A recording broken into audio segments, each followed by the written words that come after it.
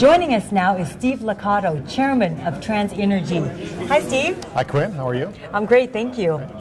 TransEnergy operates in one of the most prolific shale plays in North America, the Marcellus. Can you tell us where you operate in the Marcellus and why the counties in which you operate are particularly important? Sure. Well, we operate in what we believe is the core of the play in northern West Virginia. It's primarily a wet gas area, which makes it particularly important given the dynamics of oil versus gas today. The four counties in which we predominantly operate are Marshall, Wetzel, Tyler, and Marion County, with only Marion really being the one that might be a little bit dry. While TransEnergy is a relatively small company, you operate in a land of giants like Chevron, Chesapeake, and Consol Energy. Sure. How were you able to acquire such a strategic position in the play? Well, stepping back to our history, when we were approached by our current JV partner, Republic Energy, back in 2007, we already had amassed quite a position, primarily in Wetzel County. We call that our legacy Wetzel County acreage. That's predominantly held by shallow well production. Unfortunately, there was no pipeline access there down to that at the time, and trying to get closer to the Tetco pipeline up in Marshall County, we did what is something that smaller companies like us are able to do. We went into land groups that were unwilling to commit to some of the big giants for whatever reason, and they felt like they wanted to deal more with the local company. They liked the idea of being able to walk into the office at 210 2nd Street in St. Mary's, West Virginia, and be able to find the person they had signed the deal with if they had anything they wanted to discuss. We also signed some drilling commitments, which, because we knew we wanted to drill in those areas, it made sense for us and actually lowered our cost and was a benefit to the landowners as well. So we've done that repeatedly to build on our legacy position and expanded into Marshall, Tyler, and Marion that way. What do your 2013 drilling programs look like, and how will you allocate capital, and which projects will receive the majority of your funding? Okay, sure.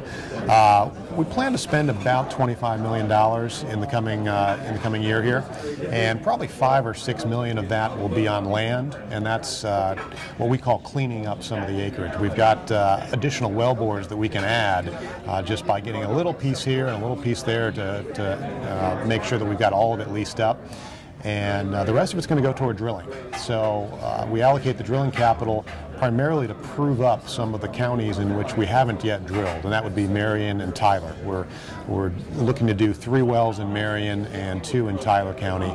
And then we're actually going to go back up into Marshall County again. We've drilled quite a bit there, and we've got some lease expirations that are a ways off, but we like to take care of them sooner rather than later, and also experiment with some of our completion techniques just a little bit further, and we keep getting better results every time, so we'd like to up our reserves in that area by applying these new completion techniques. So basically 7 wells.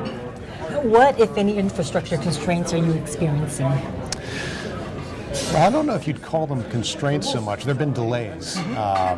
The Cayman Energy was our partner early on, and they've had their system bought by Williams. And I think there have been some delays that we've experienced getting wells online. We had 4 wells in Wetzel County that took a little bit longer to get hooked up than we would have liked, and similarly some of the most recent wells in Marshall. But the pipeline is basically there, and the laterals are there, and we have firm commitment on these pipelines, so they're not devastating delays. It's just we're anxious to get the wells on sooner. Sure. So. Financing can be a hurdle for many small companies. Is TransEnergy capitalized to execute on its drilling programs? We expect to be capitalized to execute on them imminently here. And I hate to be kind of cagey on this, but we don't have the deal signed up yet. It has not closed, but we do believe that within the next couple of weeks we should have something to report. And but as I stand here today, I unfortunately would have to answer that question no, but we feel that's forthcoming. Okay. Now, what, if any, benchmarks that portfolio managers and analysts should be looking for from your company in the coming quarters? Sure. Well, as a company, we don't really give guidance on either production or EBITDA targets. It's somewhat difficult to do that with the relatively small number of wells that we have. You add a couple of big wells at a time, and depending upon exactly when you add them, which, as you know, we mentioned with the infrastructure, is a little bit out of our control sometimes. But the things that we do focus on are EUR per 1,000 foot of lateral, and we expect to see that keep going up. Currently, we're at about 1.9 BCF per 1,000 foot of lateral in Marshall County, and almost 2.3 BCF per 1,000 foot of lateral in Wetzel County. And both of those are about 20% liquids, so that's especially good given that.